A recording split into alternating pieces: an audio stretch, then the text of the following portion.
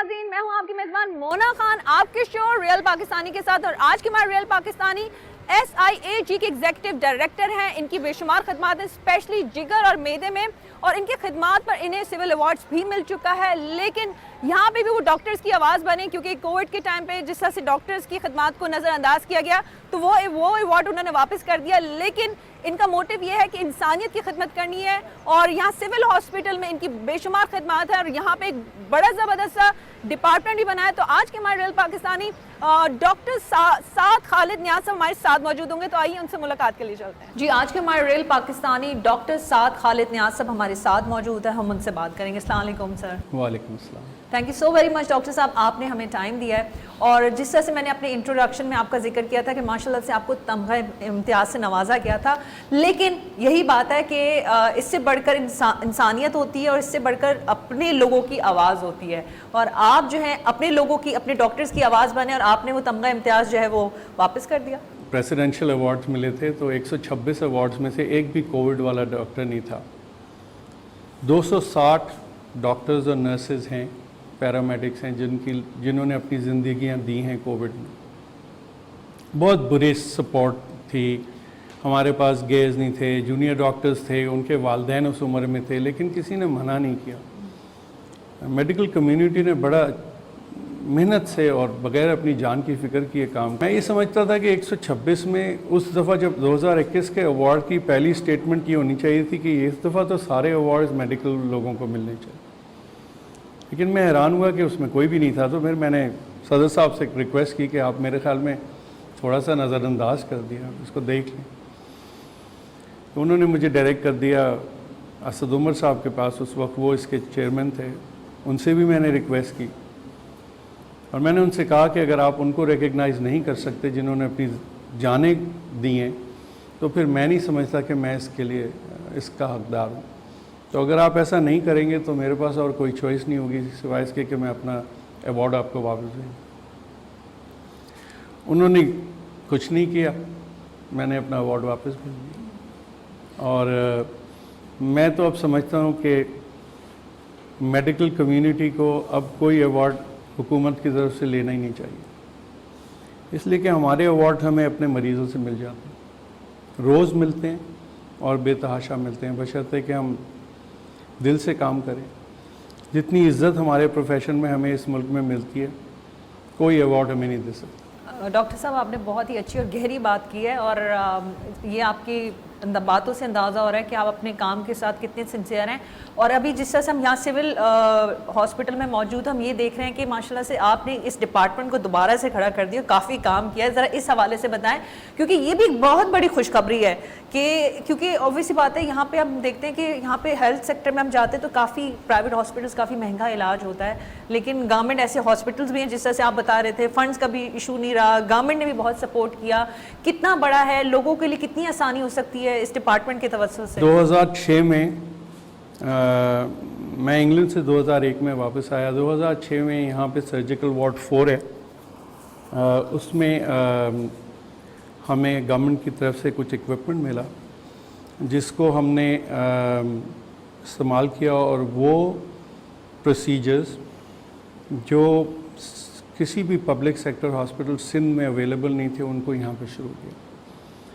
ये procedures advance endoscopy होती है। इसमें हम पित्ते की नाली और पैंक्रियाज या लुबलुबे की नाली के अंदर जाके इलाज करते हैं, या अगर ट्यूमर हो तो उसका इलाज करते हैं, या दीगर बहुत सारे। तो हमने उसको उस वक्त इस नियत से शुरू किया कि कम से कम सबसे ज़्यादा गरीब मरीज़ पाकिस्तान कराची में, सिंध में कहीं आता है तो सिविल हॉस्पिटल, तो कम से कम यहाँ एक जगह तो हो। ये प्रोसीजर्स एक तो ये कि अवेलेबल नहीं थे, दूसरे बहुत महंगे थे। तो 2006 में मैंने ऑनररी यहाँ पे काम शुरू किया सिविल हॉस्पिटल में, और फिर वो करते करते सफ़र 17 साल हो गए। 3 साल पहले मैंने गवर्नमेंट ऑफ सिंध को हमने प्रेजेंटेशन की कि हमने अपने 13 साल तकरीबन 2006 से 2019 तक 13 सालों में क्या किया। और मुराद अली शाह साहब को हमने बुलाया और उनको बताया कि जी आपने हमें ये सामान दिया था, हमने उससे ये फ़ायदा पहुँचाए। तो उसको मैंने उनसे कहा कि आपके पास दो चॉइस हैं, एक ये कि हम इसको इसी तरह चलने दें, दूसरा ये कि हम इसको इंटरनेशनल लेवल पे ले जाएं। तो उन्होंने कहा आप इंटरनेशनल लेवल पे ले जाएं। तो मैंने कहा मुराद साहब फिर उसके लिए मुझे पैसे भी चाहिए होंगे और उसके लिए हमें जगह भी चाहिए होगी, और उसमें मेरी शर्त ये थी कि मैं सिर्फ सिविल अस्पताल में करूँगा, यहाँ से बाहर मैं नहीं करूँगा। मैं डाव का पढ़ा हुआ हूँ और मैं इसी इदारे से अल्लाह ताला के बाद, वालिदैन की दुआओं के बाद जो कुछ हूँ वो इस इदारे की वजह से। तो दूसरा हमने उनसे कहा आप जितने पैसे हमें देंगे हम उतने मैच कर देंगे डोनेशंस। उन्होंने कहा ठीक। एंड फिर ये दो वार्ड जहाँ पे आप बैठी हैं, ये दो वार्ड थे, पुराने थे, 1890 की बिल्डिंग है, first building of civil hospital. तो वो जो इत्तेफाक से ये दो वार्ड थे जो बंद पड़े हुए थे, फिर यही जगह मिली।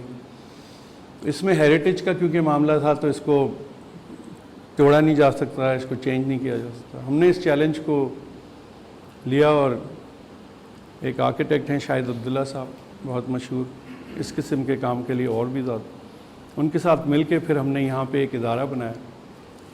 एक नया बिल पास हुआ प्रोविंशियल असेंबली से। इस इदारे का नाम है Sindh institute of advance endoscopy and gastroenterology, SIAG। ये इंडिपेंडेंट इंस्टीट्यूट है जो कि जितने भी मुश्किल, पेचीदा और महंगे प्रोसीजर्स एंडोस्कोप के ज़रिए होते हैं उनको यहाँ पे किया जाता था और किया जाएगा। पेचीदा, एक्सपेंसिव। मैं अब आपको एक्सपेंसिव बताता हूँ। हम जो यहाँ पे प्रोसीजर्स कर रहे हैं उनकी range anywhere between 50,000 to 10 lakh rupees, 50,000 से 10 लाख रुपए। स्टार्टिंग 50,000 बड़ी एक रकम। और इसमें सिर्फ ये नहीं कि हम ये कर रहे हैं फ्री, हमारे जो रिजल्ट्स हैं they are comparable to the best in the world, अल्हम्दुलिल्लाह। हम तो सब मुसलमानों का अकीदा रखते हैं, ना सिर्फ दुनिया, हमारे आगे के लिए भी आसानी हो जाती है जो काम हम कर रहे हैं। एक जो चीज़ आपने कहा कि आप बरतानिया में थे, वापस आ गए, क्योंकि हम देखते हैं कि हमारे डॉक्टर्स बेहतरीन, दुनिया के बेहतरीन डॉक्टर्स हैं, चाहे वो US जाए, इंग्लैंड जाएँ, कहीं पे भी। और जब जाते हैं हमारे डॉक्टर्स, वो कहते हैं कि वापस आप अपने मुल्क पाकिस्तान ना जाए। तो फिर आपने क्या सोचा कि आपने कहा कि नहीं, मुझे इंग्लैंड नहीं रही, मुझे वापस अपने मुल्क पाकिस्तान जाना है? एक तो मेरे वालिदैन यहाँ थे और मेरी जो समझ में आया दीन का वो ये कि सबसे आसान तरीका अल्लाह को राज़ी करने का अपने वालिदैन के ज़रिए। तो इस सोच और नियत के साथ मैं वापस आया था। लेकिन इसके साथ साथ मुझे ये एहसास था, मेरे वालिद साहब कहते थे कि ये ज़मीन बड़ी ज़रख़ेज़ है बेटा, तो यहाँ पे जब भी तुम बोओगे ना तो तुम्हें बहुत सिला मिलेगा। और आज मैं उन्हें याद करता हूँ कि अगर मैं बाहर रह जाता तो मैं इसमें से कोई चीज़ अचीव नहीं कर सकता था। मैंने कभी सोचा नहीं था कि हम एक इंस्टीट्यूट बनाएंगे जो जहाँ मैं ट्रेन हुआ हूँ वहाँ पे भी ऐसा इंस्टीट्यूट ना हो। ये मेरे सोच में नहीं था, ना ड्रीम थी, बट पाकिस्तान आने की बरकत। मैं लोगों से ये कहता हूँ कि बहुत कुछ बुरा है हमारे मुल्क में, और है बेशक, और हर मुल्क में, लेकिन अपना घर होता है और अपने लोग होते हैं। देखिए, चॉइस इज योर्स, ये आपकी नेक नियति पे और आप पे सोच पे, और ये सबसे बड़ी बात ये होती है। सॉरी बट इसमें चॉइस नहीं। How can you leave your parents behind? ये किस किस्म की दुनिया है? डॉक्टर साहब, हर तरह की दुनिया में लोग नहीं, तो मैं ये नहीं कह रहा, मैं कह रहा हूँ कि आप सोचें ना, हमने मेडिसिन की तालीम 1500 रुपये में हारी थी। 1500 रुपये में पूरे 5 साल की 1500 रुपीज़ ये हमारी फीस थी। वाह, मतलब ये तो आज जितने भी डॉक्टर्स मेरे दौर के हैं जो बाहर हैं, उन्होंने अपनी फ़ीस के 1500 रुपये 5 साल में दिए थे, उसमें से भी बहुत सारे उन्होंने नहीं दिए थे। تو یہ تو وہ بات ہے کہ قرض تو ہے آپ کا اس ملک پہ، اور آپ جس طرح سے اتاریں یہ تو آپ نے بڑی پیاری اور اچھی بات کی. اور جس طرح سے ڈاکٹر صاحب ہم دوسری طرف دیکھتے ہیں لیور ٹرانسپلانٹ میں بھی آپ جو ہے اس میں بھی آپ کی انوالومنٹ رہتی ہے، اس کی کوآرڈینیشن میں بھی، اس حوالے سے کس طرح سے چیزیں رہتی ہیں؟ اور کیونکہ آئی ڈونٹ نو پاکستان میں لیور ٹرانسپلانٹ اب ہوتے بھی ہیں، ہم دیکھتے بھی ہیں، ہم کہاں پہ کھڑے ہوئے اس سلسلے میں آپ جو ہے کیا اپنی چیزوں میں فوکسڈ ہیں کہ آگے لوگوں کے لیے آسانی ہو سکے؟ کیونکہ ابھی بھی لوگ باہر ہی جاتے ہیں لیور ٹرانسپلانٹ کے لیے. الحمدللہ اب پاکستان سے لوگوں کو باہر جانے کی ضرورت نہیں ہے ٹرانسپلانٹ کے لیے. ٹرانسپلانٹ فیسلٹی لاہور میں بھی اویلیبل ہے، اب کراچی میں بھی اویلیبل ہے، اور اسلام آباد میں بھی اویلیبل ہے، اور کوالٹی آف ٹرانسپلانٹ اچھا ہو رہا ہے.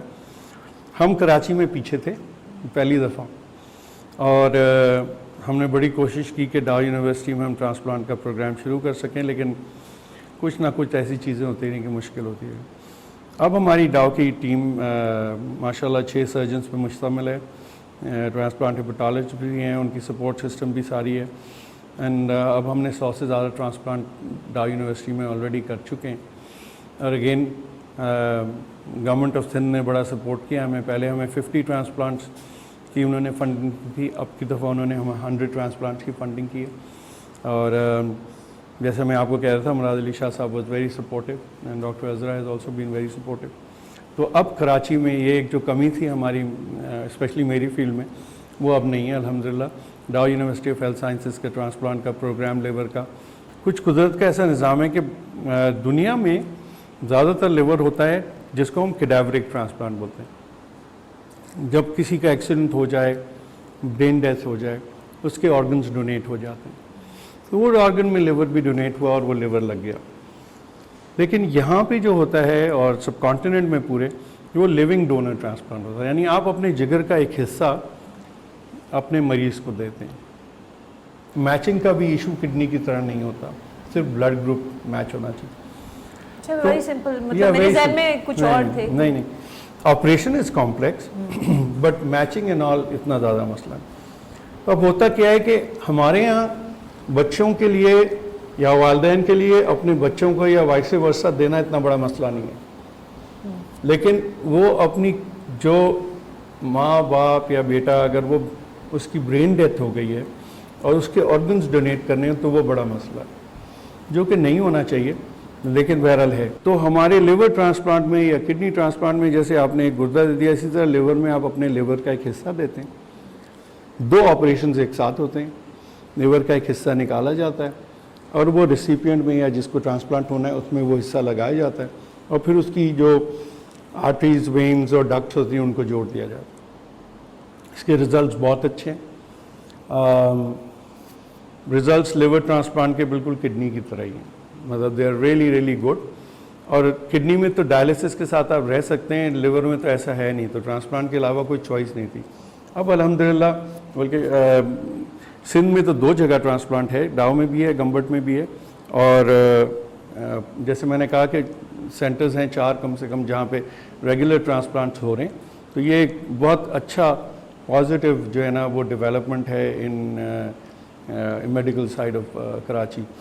پروفیشنل ایجوکیشن فاؤنڈیشن کے بارے میں آپ نے پوچھا تھا، وہ کچھ اس طرح سے تھا کہ اگین سیم ٹائم بہت سارے بچے داخلہ لے لیتے ہیں میڈیکل کالج میں، پبلک سیکٹر میں، انجینئرنگ میں اور دیگر، اور پھر اس کے بعد آج کل کے حالات میں فیس کو دینا بڑا مشکل ہوتا ہے. اگر وہ دے بھی پاتے ہیں نا تو پھر وہ جیسے ہمارے بچے پڑھائی میں لگے ہوتے ہیں وہ ٹیوشن دے رہے ہوتے ہیں، دوسرے کام کر رہے ہوتے ہیں، تو ظاہر ہے وہ ایک ایکویولنٹ ماحول نہیں ملتا. تو ہم نے یہ ڈیسائیڈ کیا کہ ہم کوئی اس قسم کا سسٹم شروع کریں 5-6 لوگوں نے مل کے. اب وہ کرتے کرتے الحمدللہ I think we are close to 1900 students all over the country. 1900 بچے جو نسٹ میں بھی ہیں، کے ای میں بھی ہیں، ڈاؤ میں بھی ہیں، این ای ڈی میں بھی ہیں. 35 یا 37 یونیورسٹیز سے ہماری جو ہے نا وہ ایم او یوز ہیں.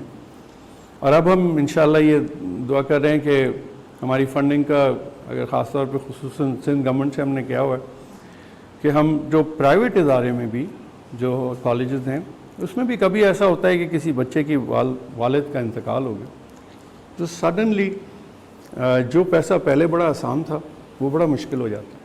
जी डॉक्टर साहब, जिस तरह से आपकी गुफ्तगू से हमें फ़ील हुआ है कि जो भी अपने मुल्क के लिए या अपने शहर के लिए करना चाहता है तो वहाँ पे गवर्नमेंट सपोर्ट करती है, जिस तरह से गवर्नमेंट ने आपको बहुत सपोर्ट किया और ये भी इसकी एक बहुत ही जीती जागती मिसाल भी है. हम चाहेंगे कि एक विज़िट करवाएं, देखें कि आने वाले दिनों में लोगों के लिए कितनी आसानी है. अगर आप इजाज़त दें तो हम एक विज़िट कर सकें. बिल्कुल जी डॉक्टर साहब, हम यहाँ पे बड़े देखने बड़ा कलरफुल सा ये रूम है, लेकिन हॉस्पिटल्स में आमतौर पे नहीं होता, तो आप इस बारे में बताएंगे क्या है? हमारा जो इदारा है उसमें जो ट्रेनिंग का काम भी बहुत एक्टिवली होता है और हम यहाँ पे वो ट्रेनिंग हमारी जो कोर्सेज़ होते हैं जो इंग्लैंड के अलावा सिर्फ हमारे यहाँ होते हैं और इंग्लैंड के इदारों के कोलैबोरेशन से होते हैं.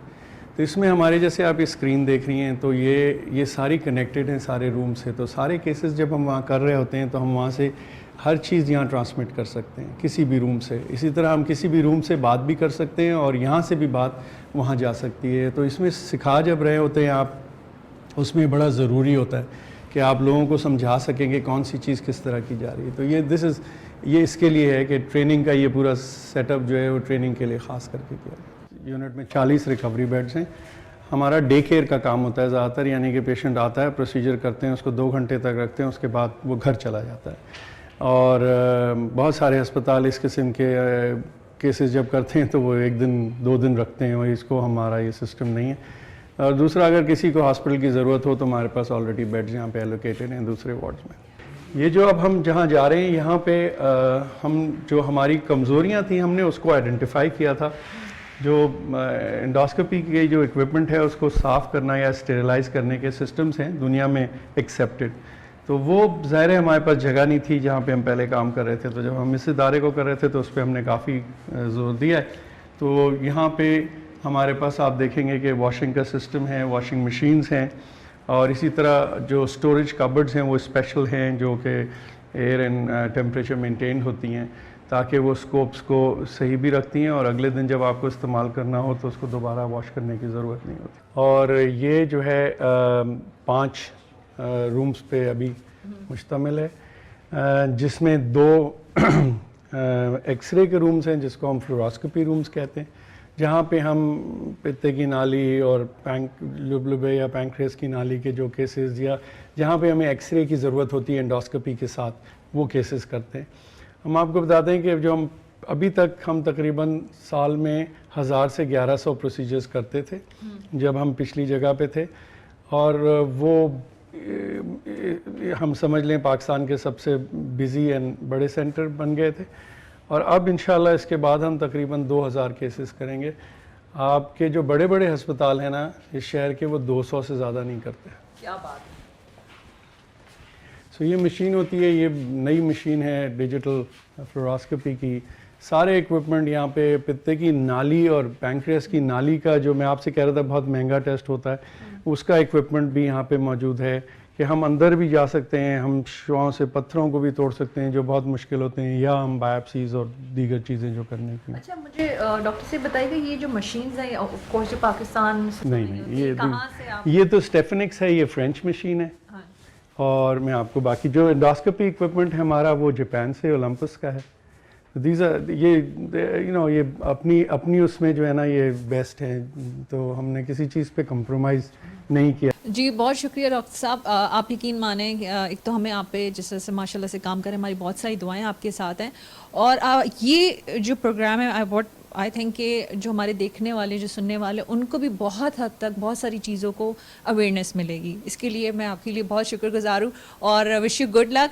और मुझे तो मैं यकीन मानो मैं इस शो की तवज्जो से आपका भी शुक्रिया अदा करना चाहूँगी कि आप जैसे पाकिस्तानी जो है ना ऐसा जज्बा रखते हैं और अपने मुल्क, अपने शहर, अपने लोगों के लिए काम करना चाहते हैं. बहुत शुक्रिया. जी नाज़रीन, ये थे हमारे रियल पाकिस्तानी डॉक्टर साद साहब. आपने इनकी गुफ्तगू सुनी और इन्होंने क्या ही प्यारी बात की थी कि पाकिस्तान की सरजमीन बहुत ही ज़रखेज़ है, जो बीज आप डालेंगे यकीनन वो पौधा भी होगा और फल भी देगा. इस नीयत के साथ कि हमें अपने मुल्क के लिए कुछ करना है और जब ये नीयत अच्छी होगी तो यकीन माने अल्लाह ताला आपका यकीनन साथ देगा. इसी बात के साथ कि अपना बहुत ख्याल रखें. मुझे मोना खान को इजाज़त दीजिएगा. पाकिस्तान जिंदाबाद.